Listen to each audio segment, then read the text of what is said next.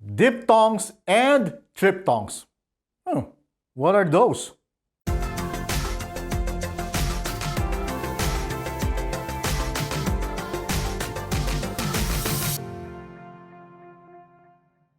Kumusta po kayo? My name is Jay.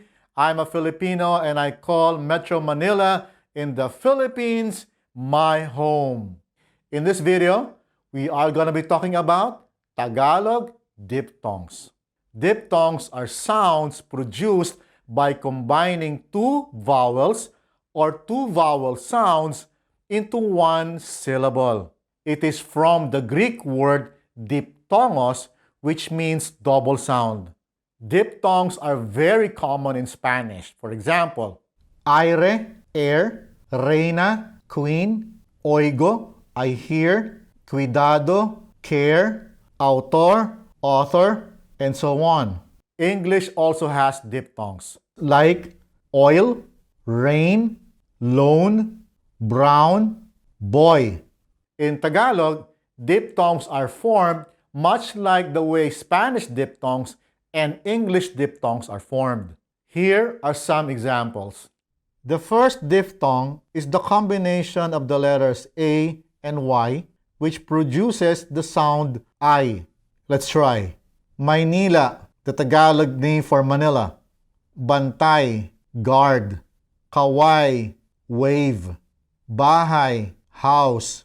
Tatay, father. Nanay, mother. The second group is the combination of the letters E and Y, producing the A sound, like reina or queen, reino, meaning kingdom. Another word for reino is kaharian. Leyte, a province in the Visayas.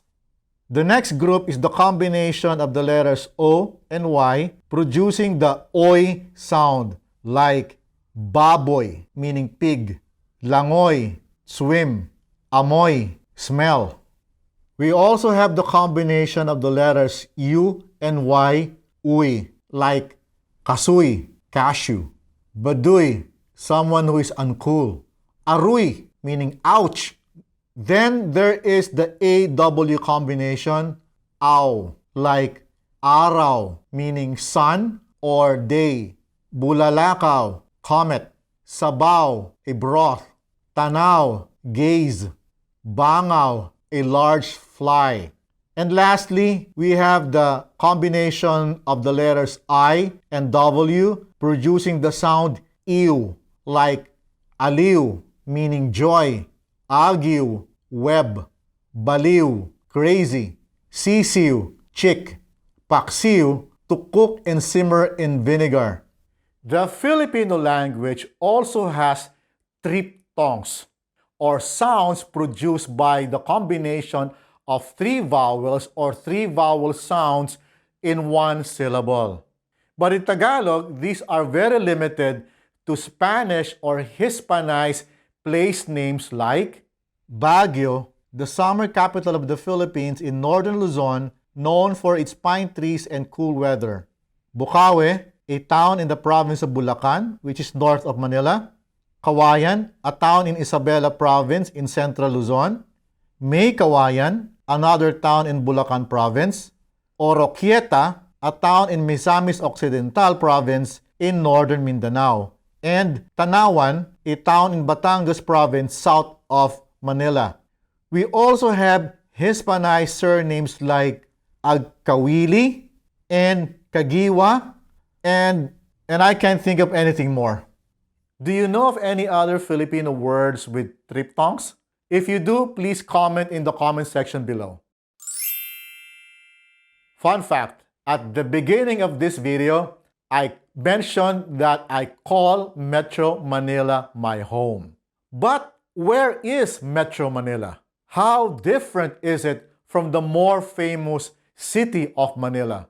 To answer that, let us begin with how the Philippines is geographically divided. The country is divided into 17 administrative regions, with each region comprising several provinces except for one, and I will get to that in a bit.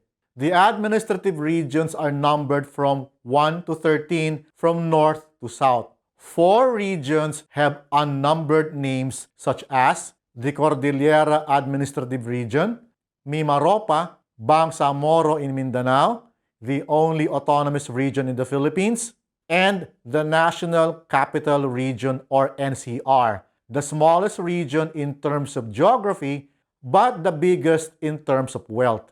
It is also second in terms of population. The NCR is more popularly known as Metro Manila. Unlike other administrative regions, the NCR or Metro Manila does not comprise of provinces but rather a collection of 16 cities and 1 municipality.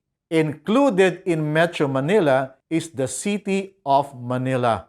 The city of Manila is the capital of the Philippines within the National Capital Region.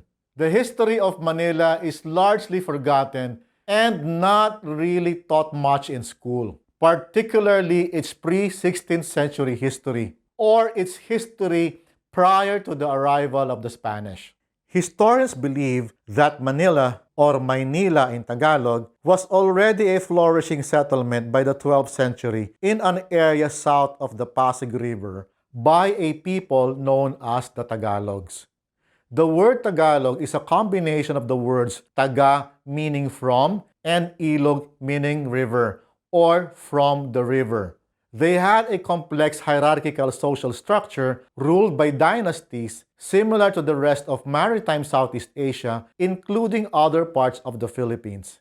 Historians point out that there is evidence to suggest that Maynila was part of the Majapahit Empire centered on the island of Java in the present-day Indonesia in the 14th century. Maynila had a flourishing trade with the Ming Dynasty of China and other Southeast Asian countries like the present-day Malaysia and Indonesia. Islam was introduced to Manila during the 15th century and had a close relationship with the Kingdom of Brunei up until the dawn of the Spanish conquest in the 16th century. By this time, the Kingdom of Maynila was a dominant trading hub south of the Pasig River, equal to the Kingdom of Tondo in the northern bank of the river. Side note, the modern-day Tondo is now a district in the modern-day city of Manila. In 1521, Ferdinand Magellan landed in Samar Island in the Visayas, then died 1 month later by meddling in a local war in the island of Mactan in the present-day Cebu province. It would take more than 20 years for another Spanish explorer to return to the Philippines. In 1543, Ruy Lopez de Villalobos explored the Philippines and named the islands Islas Filipinas, later Islas Filipinas, in honor of the Asturian prince Felipe II, who would later become the Spanish king. In 1565, another expedition, this time led by the conquistador Miguel Lopez de Legaspi, sailed from Mexico to the Philippines and was successful in establishing a more permanent colony in the island of Cebu, which he called Villa del Santísimo Nombre de Jesus, or Town of the Most Holy Name of Jesus.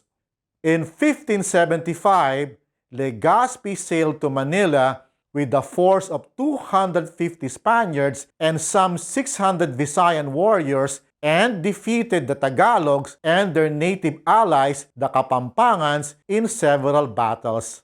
On the ruins of Maynila, the Spanish built a new fortress that would later become Intramuros, or the walled city of Manila. On June 24, 1571, Legaspi bestowed the title of city to Maynila. It is a date still celebrated to this day, known as the Araw ng Maynila or the Day of Manila, or simply Manila Day. From a small settlement, Manila grew in size during the 333 years of Spanish colonization into the province of Manila. In 1898, Manila was the site of the defeat of the Spanish Empire to the Americans during the Spanish-American War. Manila became the center of the American administration, during which the map of the province of Manila was redrawn. Some municipalities were incorporated into the newly created province of Rizal, which sits east of Manila. In 1975, some of those municipalities were reincorporated into a new region called Metro Manila. Then, in 1978, Metro Manila was declared as the National Capital Region. Metro Manila is the center of the national government administration. It hosts major branches of the Philippine government. Malacanang Palace, the official residence of the President of the Philippines, is in Manila. The Supreme Court is also in Manila, while the House of Representatives is in Quezon City and the Senate is in Pasay City, though there are plans to move it to Taguig City. Metro Manila hosts a number of central business districts, notably the Makati Central Business District, the Bonifacio Global City, Philinvest Corporate City, Ortigas Center, MOA Complex, Eastwood City, and a host of others.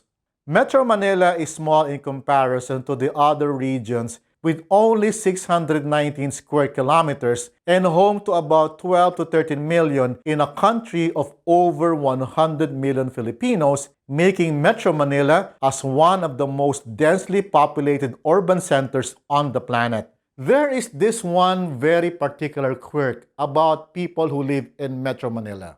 They generally do not say they are from Metro Manila. If they are speaking to someone within Metro Manila, they will generally say they are from Makati or San Juan or whichever part of Metro Manila they are from.